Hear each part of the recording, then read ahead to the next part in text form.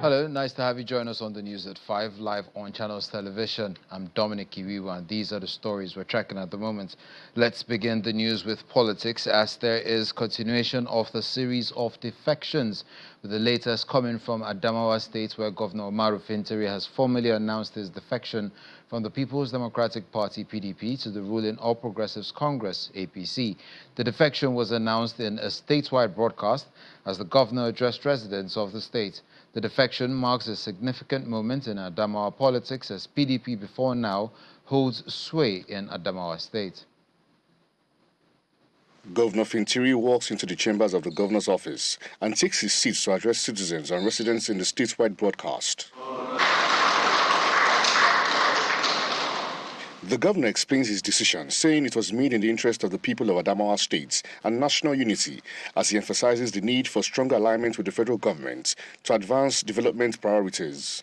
In his address, the governor announced that all his cabinet members, appointees, elected local government chairmen are now members of the All Progressives Congress.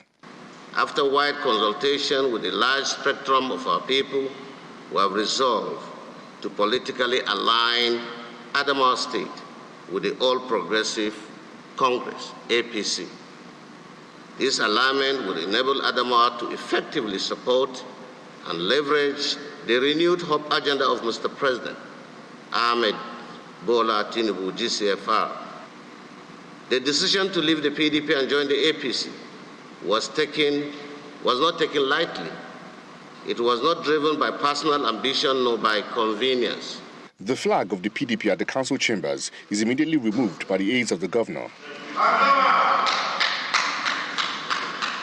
After his address, the governor proceeds to his office to be electronically registered as a member of the APC, alongside his deputy, Professor Farauta, and other members of his cabinet. After registration, the governor displays his card to the media. Also addressing the media, the State Commissioner of Information and Strategy, on behalf of the commissioners, announces they are joining the APC alongside the governor. And we,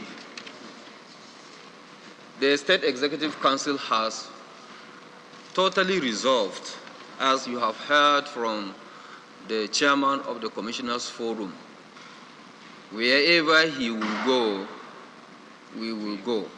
They also display the symbol of the APC.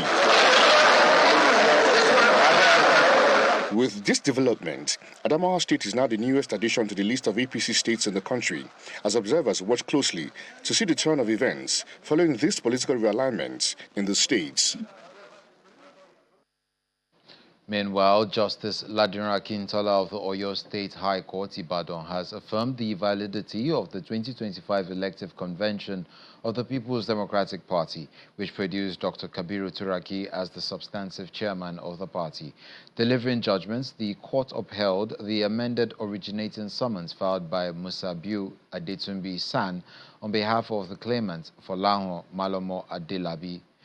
Justice Akintola granted all 13 reliefs sought, ruling that the convention complied with the provisions of the 1999 Constitution of the Federal Republic of Nigeria, the Electoral Act 2022 as amended, and other relevant electoral laws. The court further dismissed the motions seeking a stay of proceedings and suspension of the ruling filed by Sunday Ibrahim San on behalf of Austin Nwachukwu and 2 others. Justice Chizoba Orji of the High Court of the Federal Capital Territory has granted bail at 10 million naira each to Senior Advocate of Nigeria Michael Zekome and his co-defendants shortly after their arraignment on a 12-count criminal charge brought against them by the Office of the Attorney General of the Federation. Ozekome and his co-defendant Ponfa Usaini pleaded not guilty to the charge, in which they are, among others, accused of forging documents including an international passport and an irrevocable power of attorney to lay claim to a property in London allegedly procured unlawfully by the late General Jeremiah Usaini. Counsel to the Attorney General of the Federation, Yotimi Oyedipe San, did not oppose bail for the defendants when Ezokome's counsel Tayo Yetibo San and Fr. Onoja San for Usaini applied for bail on behalf of the defendants. Ruling, Justice Chizoba Orji granted each of them bail at 10 million naira each with a shorty who must have a property in the FCT. Justice Orji ordered them to deposit their international passports with the court. She noted that since the proceedings took place on Friday, the defendants can go to their houses should they be unable to meet the bail conditions, but must return on Monday to do so, failing which they should be sent to prison.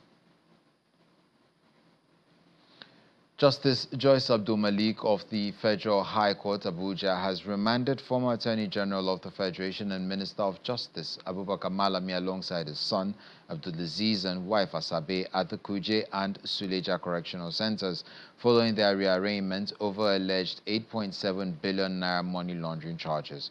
The trio were rearranged by the Economic and Financial Crimes Commission, and the remand order was issued shortly after their pleas were taken.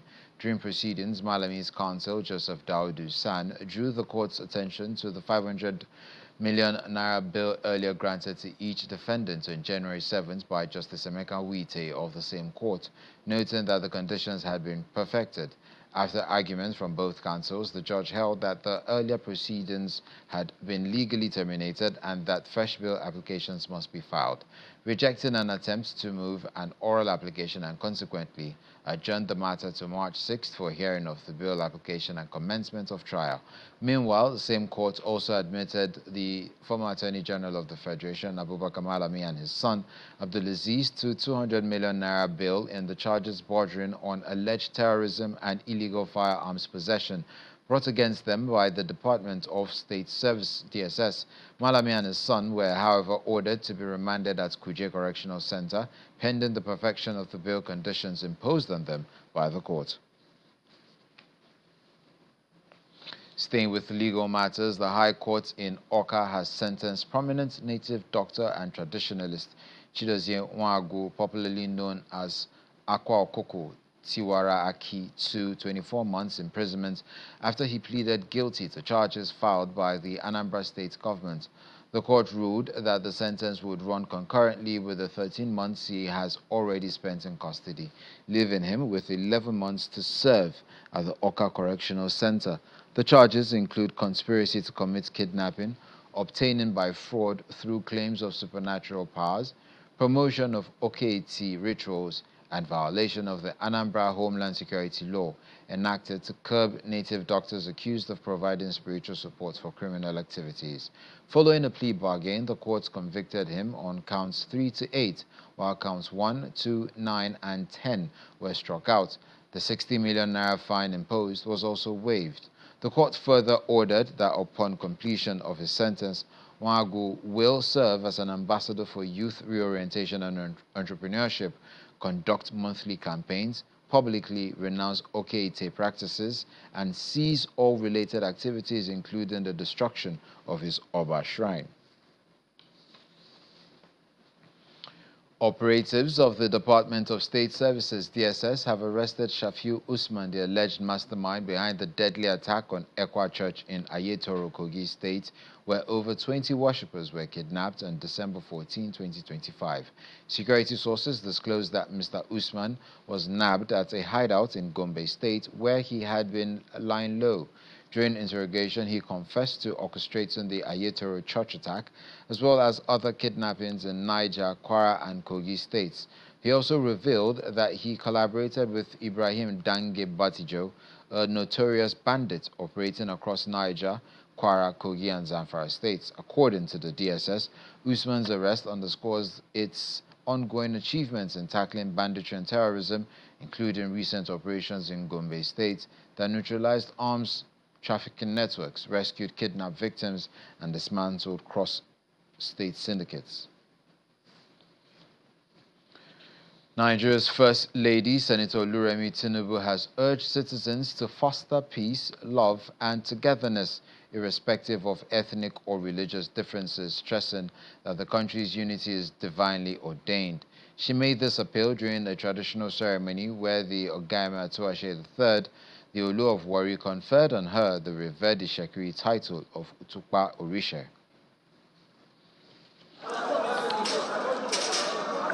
The vibrant cultural ceremony at the palace of the Olu of Warri attracts an array of dignitaries, including the Delta State Governor Sheriff Oborewore, traditional rulers, political stakeholders, women associations and cultural groups from within and outside the state.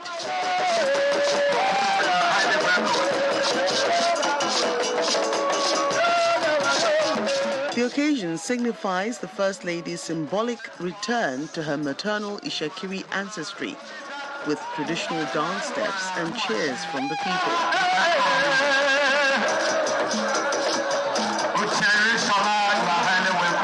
For the Warri monarch, the honor reflects the recognition of the First Lady's inclusive leadership and humanitarian disposition. In bestowing a traditional title on her, translated as the Light of God, he portrays her as a symbol of inspiration, empathy, and national hope. Your Excellency, we are proud of you. We are proud of what you have achieved. We are proud of who you have become. We are proud to call you our own. Our young girls and women are inspired by your life. They are inspired by your relationship with God, which has guided your elevation in life. The host governor, Sheriff Oborewore, notes the royal recognition underscores Senator Tinubu's compassion for vulnerable Nigerians and her steadfast contribution to national growth. Nigerians are blessed to have a humble and compassionate First Lady who genuinely cares for the downtrodden in our communities. I am therefore proud to be part of this grand reception to honor you for contributing to the development and growth of our nation, Nigeria. A visibly delighted First Lady expresses heartfelt appreciation for the warm reception accorded her. She encourages Nigerians to uphold the nation's unity, pointing to the concurrent observance of Lent and Ramadan as evidence that the nation's religious diversity is a blessing ordained by God. Nigeria has to be united. When they were saying religious battle between Muslim and Christian, look at how God will do it. They both started the fasting and Lenten period the same day. What is God telling us? Unity. When we are united, Psalm 133 said, that is where God commands blessing. The First Lady's traditional title affirms her deep Ishakiri heritage and amplifies her call for peace, unity and love at a critical moment when Nigeria continues to strive for stronger national harmony.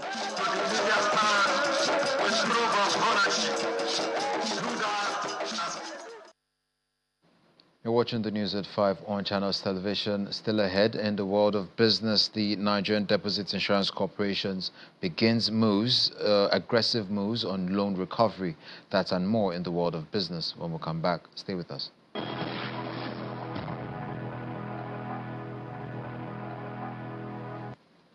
Welcome back. The Lagos State government has announced plans to host the largest gathering of foreign investors from Commonwealth member countries.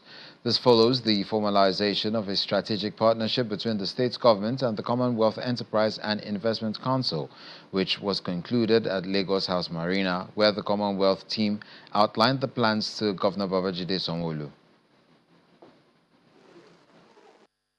The Green Line is an example of what was showcased at Invest Lagos 2.0. The Lagos State LASMISO, Lagos State Medical Innovation Zone, was another huge project that was mentioned, and I'm happy to say that it has now actually started to be implemented in terms of it being at the stage of a feasibility stage right now, and a number of other projects which I will certainly make sure when we start with Invest Lagos 3.0 will be shared in terms of a communique and an update on the outcomes of that.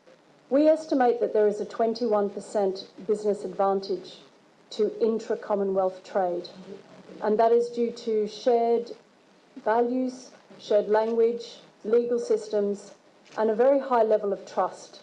And I think we have demonstrated that particularly with our relationship with Lagos and all of our members here. Governor Babajide Sanwo-Olu and CWEIC Chief Executive Officer Mrs. Samantha Cohen signed Memorandum of Understanding at a joint press conference where both partners announced the hosting of 2026 Lagos Trade and Investment Summit tagged Investments in Lagos 3.0. Gentlemen, common areas are all growth areas. It will not stay away completely from what we've done in 1.0 or 2.0 because we're still a developing economy. It will still be in areas of urban transportation, urban planning movement, in health, in infrastructure development, in digital economy, in science and technology, in areas where there's still a deficit. You know that in all of these places there's still deficit. I mean, if we get all the monies we can get, Lagos can utilize 100 trillion naira. That is the amount of shortfall. We have 6-7 rail projects to build. We have 17, waterway channels to build. We've got 15 new, health facilities to build. So we are not fully there yet. But how does it affect common man? When you bring in investment like this, they're not putting under anybody's table. They're going to be creating jobs.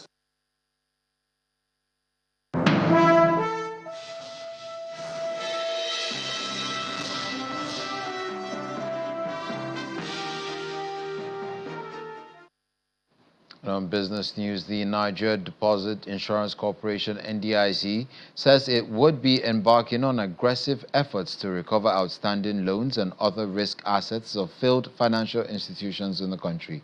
A director in the Asset Management Department of the NDIC, Patricia Okosun, who made this known at a sensitization program for debt recovery agents in Abuja, says loan recovery remains the most critical source of funds used to reimburse depositors of failed banks. She mentioned that the NDIC currently manages assets from more than 600 failed financial institutions, spanning commercial banks, microfinance banks, and other deposit-taking institutions.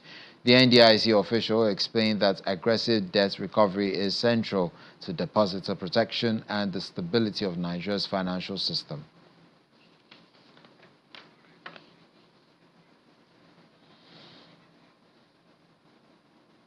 Inadequate gas supply to thermal power plants is largely responsible for the poor power supply facing electricity consumers across the country, and this is according to the Nigerian Independent System Operator, NISO. In a statement posted on its X handle, NISO explains that the average available generation on the national grid currently stands at about 4,300 megawatts, with the low output primarily attributed to gas supply constraints. The system operator also points out that thermal power plants, which account for the dominant share of Nigeria's electricity generation, require an estimated 1,629.75 million standard cubic feet of gas per day to operate at optimal capacity.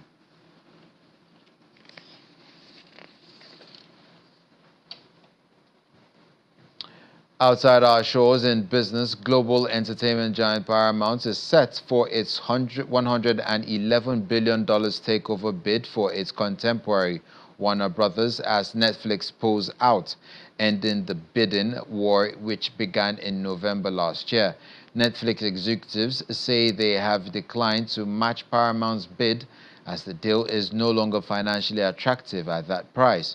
Warner Brothers, one of Hollywood's most storied studios, which put itself up for sale last year, says Paramount's latest bid is superior to the one from Netflix, which in turn refused to raise its offer.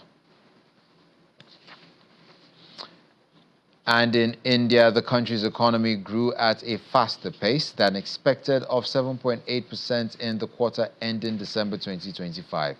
The latest print comes after the government overhauled the framework for calculating economic output to improve accuracy. In the previous quarter, India's GDP growth rate was 8.2%, which has been revised to 8.4% under the new series. The country's GDP growth estimate for this year has also been raised from a previous 7.4% to 7.6%. In the report last year, The International Monetary Fund had raised concerns over the accuracy of the Indian government's economic data and assigned it a C grade, rating its second lowest rank. And on the African continent, Kenya's annual inflation eased to 4.3% this month, down from 4.4% in January, and that's according to the country's Bureau of Statistics. In its latest Consumer Price Index and Inflation Report, the Statistics Office says the general price level in February this year was 4.3% higher than the rate recorded same period last year, reflecting a moderation in price pressures across key sectors.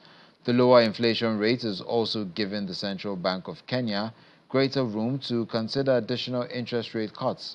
The CBK has consequently reduced borrowing costs in 10 straight meetings since August 2024, as inflation has consistently remained below the 5% target. Meanwhile, in Ghana, the country's statistical service reports that the prime building cost index inflation rate fell to 3.9% in January, and that's the 9th consecutive year-on-year decline. According to the statistical service latest report, this marks a slowdown from the 23.7% recorded in January last year and signals easing cost pressures in Ghana's construction sector. The PPCI, which tracks prices of building materials, labor, and equipment, recorded 132.4 points in January 2026, up slightly from 131 points in December 2025.